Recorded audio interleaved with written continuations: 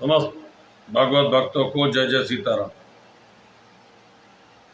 वर्णानामर्थ संघानाम रसानाम छंदसामपि मंगलानाम च कर्तारो वंदे वाणी विनायको वंदे विदेतदया पद पुंडरीकम कैसोद सौरभ समाहित योग चित्तम अंतुम प्रताप मनिशम मुनि हंस सेव्यम सनमान साल परपीत पराग पुंजम दूर्वादलज चितनम करुणाग्र नेत्रम हेमांबरंबर विभूषित भूषितांगम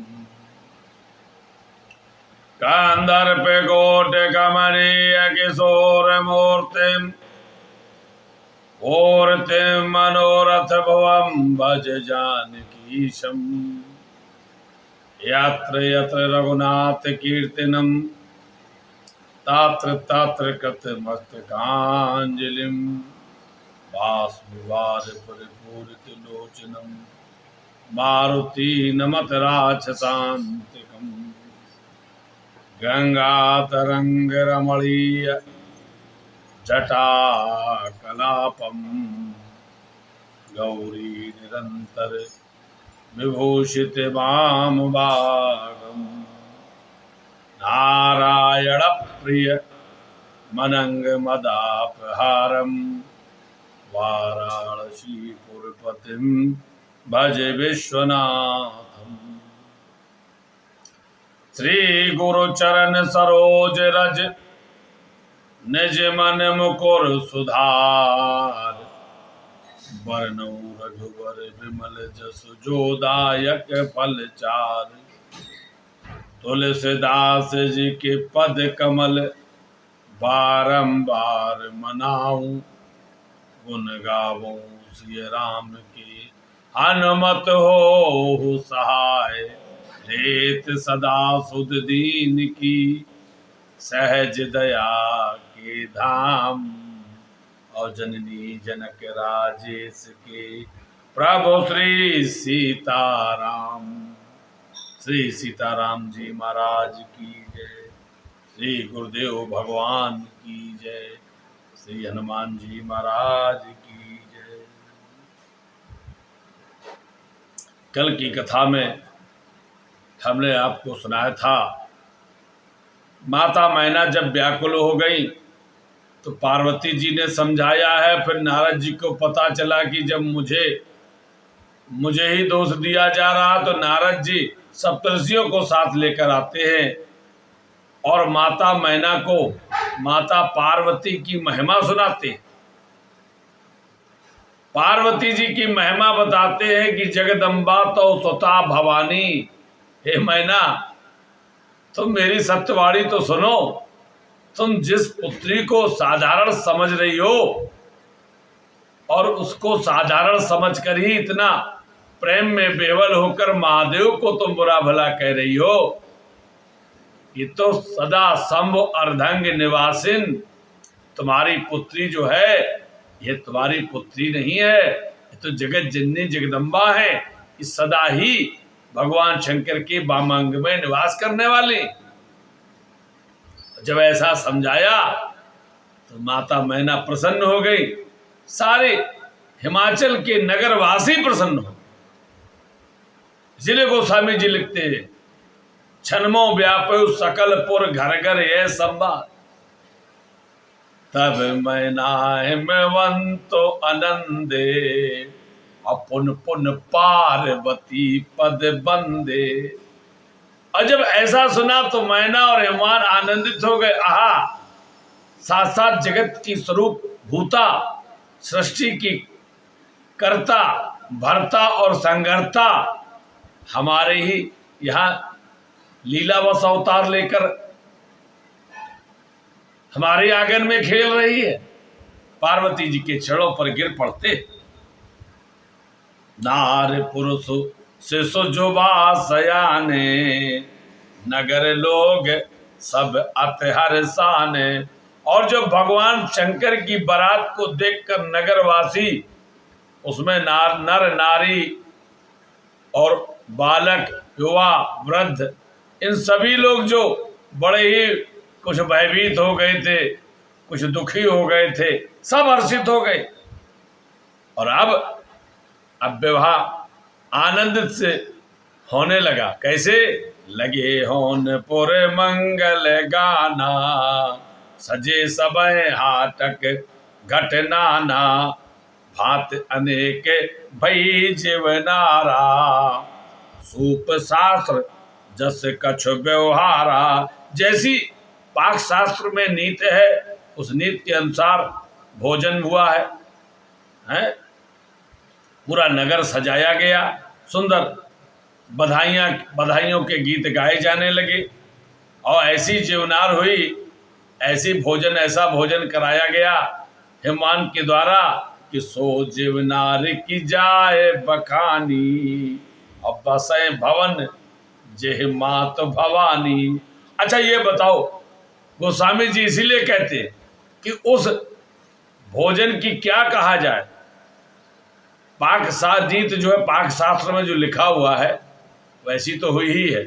और फिर जिस भवन में स्वयं जगत जननी अन्नपूर्णा विराजमान हो, यहाँ पर यही बात है। यहाँ अन्नपूर्णा शब्द न लिख करके गोस्वामी जी ने लिखा बसे भवन जे मात भवानी, और माता भवानी अन्नपूर्णा है।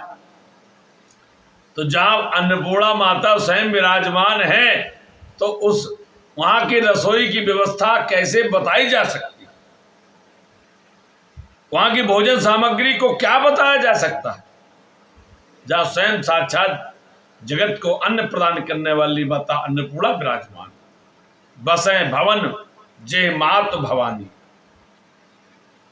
सादर बोले सकल बराती।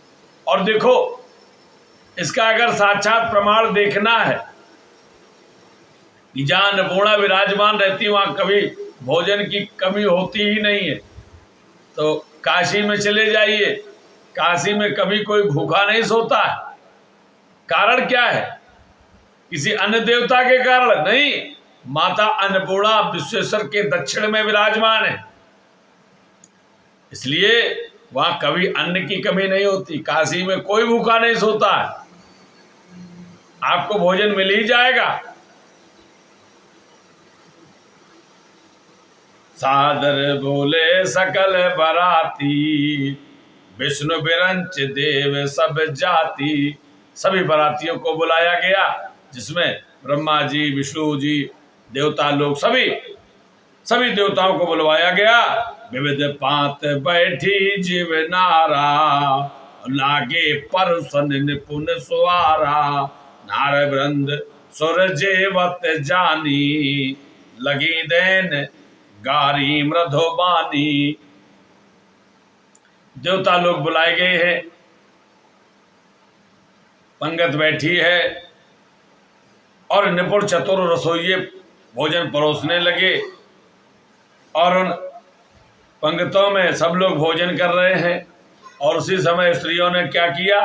गालियां देने लगी, क्योंकि विवाह का भी एक विशेष आनंद होता है। ये मधुर गाली जब सुनाई देती है तो भोजन करने का आनंद कुछ अधिक बढ़ जाता है।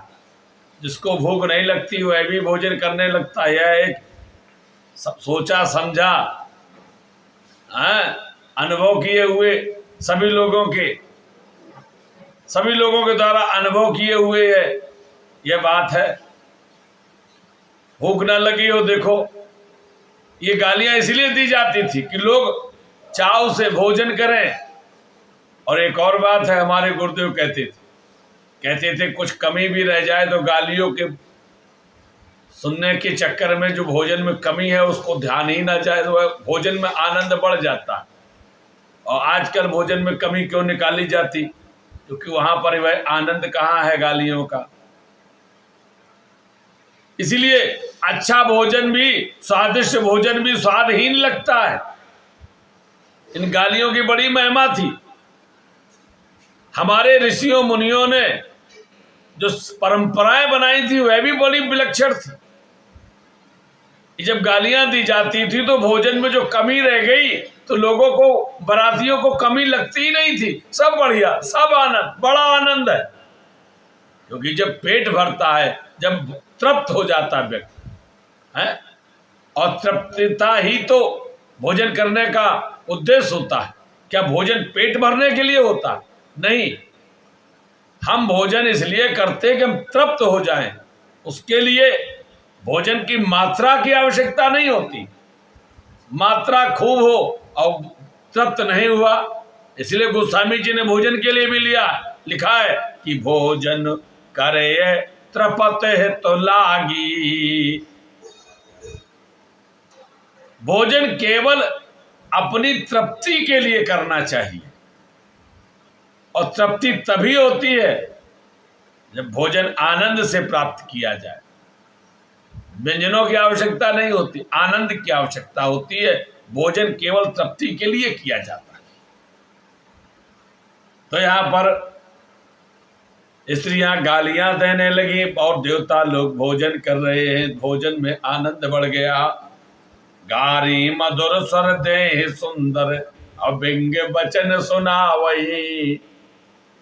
अब भोजन करें सुर अत विलंब, विनोद सुन सच पावही। और ये जो गोस्वामी जी ने छंद लिखा है, इसकी अगर व्याख्या करो तो देखो, जब अब तो सुनने को ही नहीं मिलता है। जब स्त्रियां गालियां देती थी तो सबका नाम ले ले कर दिया जाता था। तो देखो उसमें भी बड़ी महिमा होती थी। लोग भोजन कर रहे होते तो इसका नाम लिया गया, जिसका नाम लिया जाता था वह पुलकित हो जाता था, और दूसरा यह सोचता था कि अब मेरा नाम लिया जाएगा, वह यह सोचकर पुलकित होता था कि मेरा नाम लिया भी जाएगा, अब मेरा भी नंबर आएगा, मुझे भी गालियां दी जाएंगी। तो गालियां जो जिसको नहीं दी गई वह बड़ा उदास हो जाता था, तो वह बोल भी पड़ता था। अब बल्कि ऐसा भी होता था कि वह यह दिखाने का प्रयत्न करता था कि मैं भी बैठा हूं, तो वह थोड़ा उठकर ऐसा बैठ जाता था कि उन स्त्रियों को दिखाई पड़ जाए, मेरा भी नाम ले लिया जाए। तो इसका भी एक आनंद होता था। तो बिंग वचन सुना वही, भोजन करें सुर अत विलंब। ये हम नहीं कह रहे, ये छंद में गोस्वामी जी ने लिखा है कि जब देवता लोगों को गालियां दी जाने लगी तो देवता लोग और धीरे धीरे भोजन करने लगे कि गालियां खूब सुनने को मिल जाए, सभी का नाम ले लिया जाए, वरुण का, कुबेर का, पवन का, यम का, सूर्य का, चंद्रमा का, इंद्र का, विष्णु का, कोई बचे ना। तो धीरे धीरे भोजन कर रहे हैं। भोजन करें सुर अत विलंब, अविनोद सुन सच पावही। और जब गालियां दी जाती नाम ले लेकर तो सबको बड़ा ही आनंद हो रहा है। जेवत जो बड़े आनंद सो मुख, कोटि हूं न परे कहो। और यहां पर गोस्वामी जी कहते हैं कि भगवान शंकर के विवाह में जो देवताओं ने भोजन किया है, उसमें जो ये गालियां जब दी गई तो जब ये आनंद बढ़ा, अगर इसे करोड़ों मुख से भी कहा जाए तो कहा नहीं जा सकता है। अचुआए दीन पान गवन, बासु जह जा को रहो। और इस प्रकार से उस आनंद से सभी ने भोजन किया है। मान के यहाँ माता जगत जननी जगदम्बा और सदाशिव भगवान शंकर के विवाह में ऐसा भोजन प्राप्त किया कि ऐसा कभी मिला ही नहीं। सबको आचमन कराया गया और उसके बाद पान का बीड़ा सबको दिया गया, और सभी लोग जो जहां जिनका निवास बनाया गया था सभी लोग चले जाते हैं। और यहाँ पर देवताओं की रसोई का तो वर्णन हो गया, पर भगवान शंकर के साथ तो एक और बारात आई थी। भूत प्रेत चल्ले बिन्नाती, जो उनके संगाती, लेने मुर्दन की खोपड़िया। तो इनके साथ तो भूत प्रेत भी चले थे। अंधे काने लूले लंगड़े और कान के बहरा, चंग बजा में ढोल बजा में ताल लगावे गहरा। तो यहां तो अंधे काने लूले लंगड़े भूत प्रेत पिशाच योगिनी सभी है। को मुखहीन विपुल मुख काहू, बिनुकर कर को बहुपद बाहू, विपुल नयन को नयन विहीना, रिष्ट पुष्ट को अत तनखीना। ऐसे पहुंचे हैं अनेकों मुख वाले, एक मुख वाला बिना मुख का, बिना हाथों वाला, अनेकों हाथों वाला, बिना पैरों वाला, अनेकों पैरों वाला। तनखीन को अतपीन पावन को अपावन कत धरे, भूषण कराल कपाल कर सब सद सोन तन भरे। खर सुअर श्रान स्वान सकाल मुखगन वेश अग्नित को गने, बहु जिनस प्रेत पिशाच जोग जमात वर्णत न बने। कोई कुत्ते का मुंह है किसी का गधे का मुख है, किसी का सियार का मुख है, कोई रक्त को लपेटे है, कोई रक्त पी रहा है, कोई उसी में नहा रहा है। ऐसे सब बराती भी तो पहुंचे हैं। तो हमारे गुरुदेव श्री राजेश्वरानंद जी कथा सुनाते हुए कहते थे कि इनकी पंगत अलग लगाएगी, इनकी पंगत जो है वह अलग लगाएगी। ये भी बैठे, देवता लोग अलग बैठे, क्योंकि भगवान ने पहले कह दिया था, विष्णु कहा तब बेहस तब बोल सकल दिशराज, बिलग बिलग होए चलो सब निज निज सहित समाज। भगवान विष्णु ने पहले कह दिया था, बर अनुहार बरात न भाई, हंसी कर रहे हो परपुर जाई। अरे दूसरे के गांव में चल रहे हो, ऐसे अगर दूल्हे के साथ चलोगे तो क्या हंसी करानी है, अपनी अलग चलो। हमारी जो यह हमारी बारात के अनुसार वर्त तो है नहीं, जैसी हम लोगों की सुंदर सुसंकृत बढ़िया अच्छे कपड़े पहने हुए रथ घोड़े हाथी विमानों से भरपूर बारात है, पर यह दूल्हा तो ऐसा नहीं है। दूल्हा तो अलग ही समाज से दिख रहा है, इसलिए हम लोग अपनी अलग कर लें, नहीं तो हंसी हो जाएगी कि बारात इतनी बढ़िया दूल्हा ऐसा। भगवान शंकर हंसे भी थे, मुस्कुराए भी थे भगवान विष्णु के व्यंग्य वचन सुनकर। तो भगवान शंकर ने अपने इन गणों को भी बुलाया था, तो इनकी पंगत अलग लगाएगी। गुरुदेव कहते थे जब पंगत लग गई तो परसने आए रसोइये। अब उनको समझ में नहीं आ रहा था कैसे कहां से शुरू करें, क्यों पता ही नहीं चल रहा था। पहला ही देखा जो पहली शुरुआत में बैठा हुआ था तो पता ही चल रहा था यहां कोई बैठा भी है। गुरुदेव कहते हैं कि बस हाथ हैं पैर हैं सिर है ही नहीं, खाएगा कहां से। परंतु वह बोल रहा है, इधर भी रख दो। हमारे गुरुदेव बड़ी सुंदर भाषा में कहते थे, कहां जा रहे हो।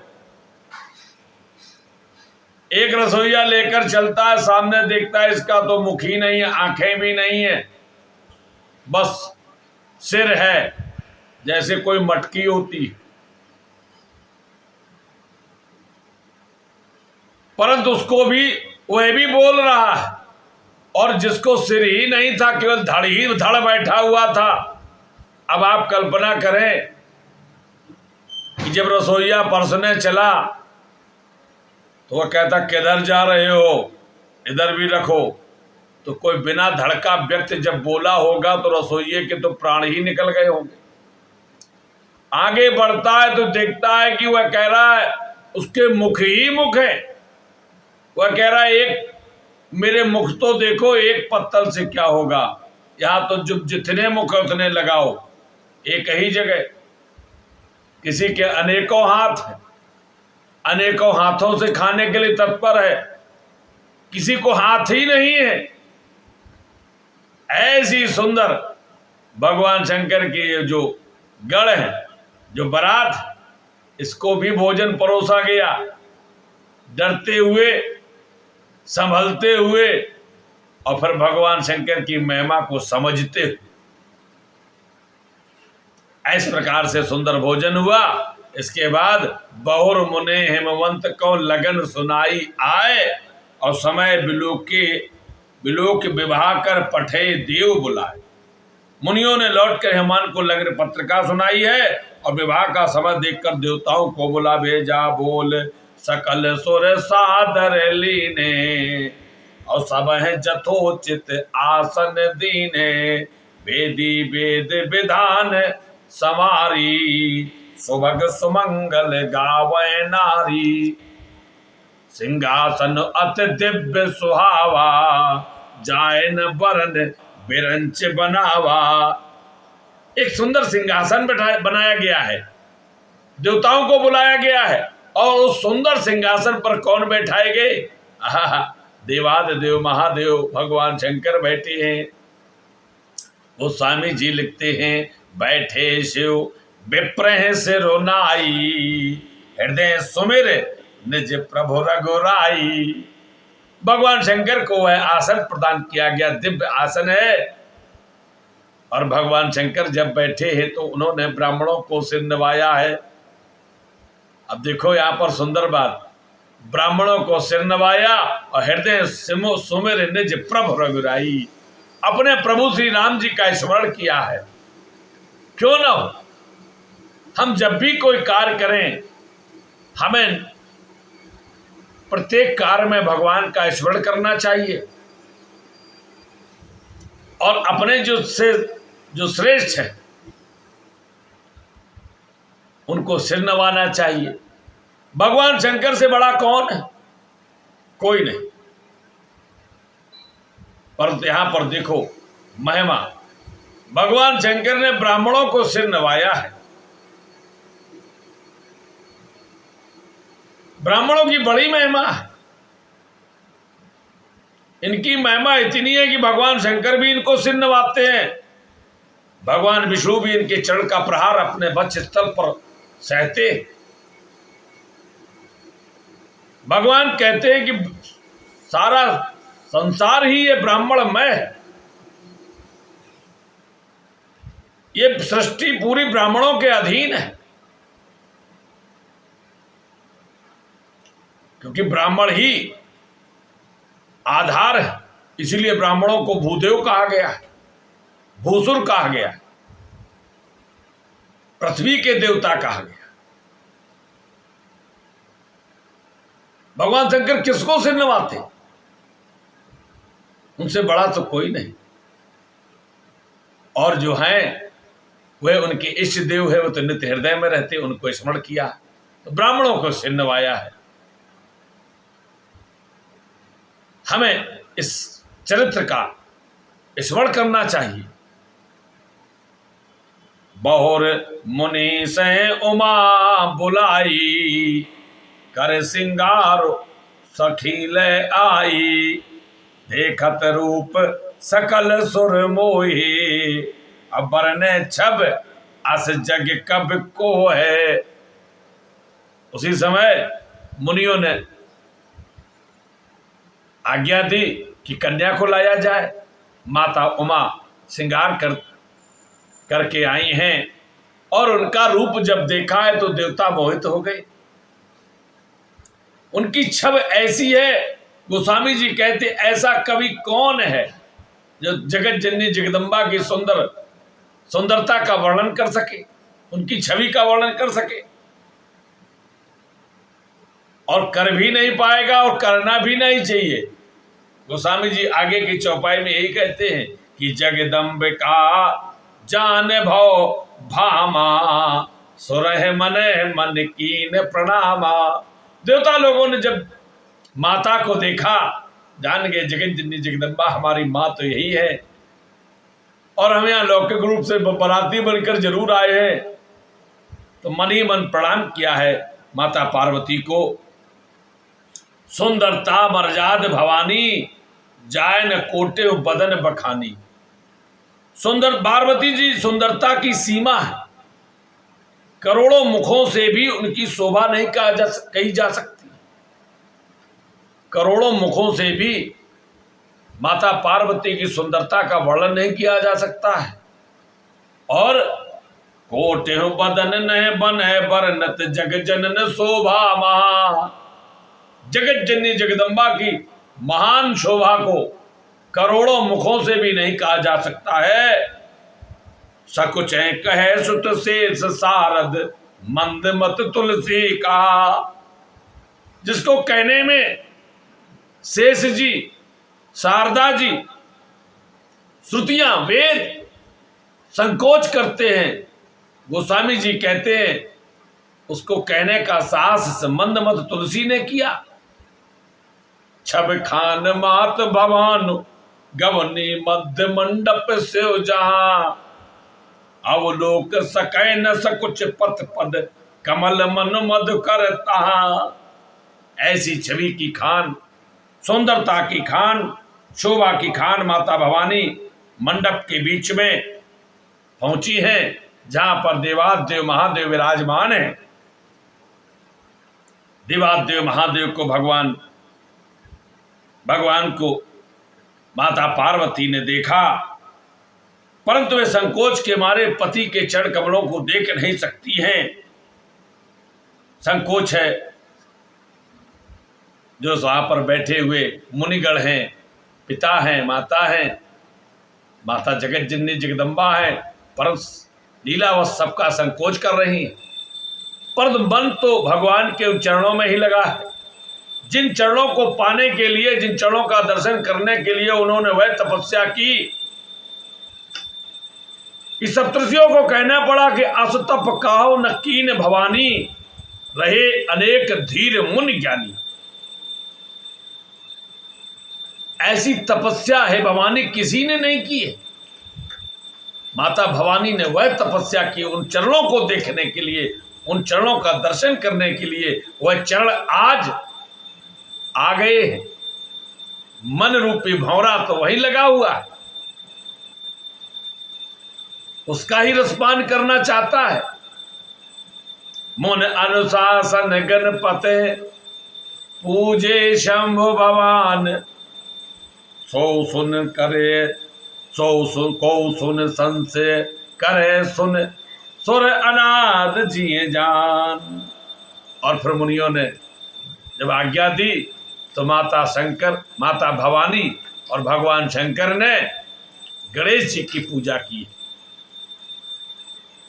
मुन अनुशासन गणपते पूजे शंभु भगवान। शंकर जी और माता भवानी ने गणेश जी की पूजा की है, क्योंकि पहला पूजन गणेश जी का ही होता है? प्रथम पूज्यत नाम प्रभाऊ। भगवान गणेश प्रथम पूज्य है। किसी भी पूजा में भगवान गणेश की ही पूजा होगी।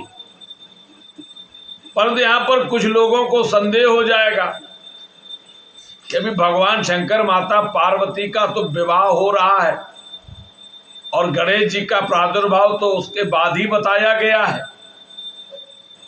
हाँ, तो इससे पहले फिर गणेश जी कैसे आ गए, जो गणेश जी की पूजा हो रही है? तो यहाँ पर गोस्वामी जी ने इन्हीं लोगों के संदेह का नाश करने के लिए लिख दिया है, को सुन संशय करे जन सुर अनाद जिए जान। इस बात को सुनकर कोई संशय ना करे कि विवाह से पूर्व ही गणेश जी कहां से आ गए। गणेश जी तो शिव जी और पार्वती जी की संतान है। देवता लोग अनाद है, ये जब नहीं है तब भी होते। इसलिए कोई है ना सोचे। और बड़ी सुंदर बात है, जो लोगों को संशय होता रहता, नाना प्रकार के तर्क वितर्क करते रहते हैं, ये उनके बेटे, ये उनके बेटे, तो ये पहले, ये बाद में, ये कैसे? देवता अनाद है।